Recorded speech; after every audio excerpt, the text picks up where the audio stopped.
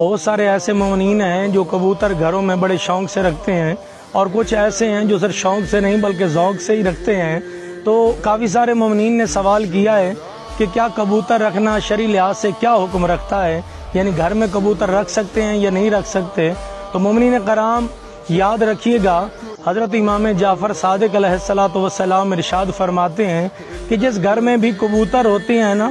اس گھر والے یعنی اہل خانہ جنات سے محفوظ رہتے ہیں۔ اس لیے مومنین کرام کبوتر گھر میں رکھنا یہ حرام نہیں ہے، ناجائز نہیں ہے، بلکہ یہ مستحب کام ہے۔ اور یہ بھی یاد رکھیے گا، چھٹے آقا اور مولا نے فرمایا کہ ہر گھر میں جنات کے بچے کھیلتے ہیں، اور فرمایا جس گھر میں کبوتر ہوتے ہیں نا، تو اس گھر میں جنات ان کبوتروں کے ساتھ کھیلتے رہتے ہیں، اور اہل خانہ ان جنات کے شر سے، آفات و بلیات سے، مصیبات سے، نحوسات سے وہ اہل خانہ محفوظ رہتے ہیں۔ تو اس لیے آپ گھر میں کبوتر رکھیں، ان معصومین علیہ السلام کی فرمان پہ عمل کرتے ہوئے آپ گھر میں کبوتر رکھیں، انشاءاللہ خداوند متعال آپ کو جنات سے، آپ کو آفات سے محفوظ فرمائے۔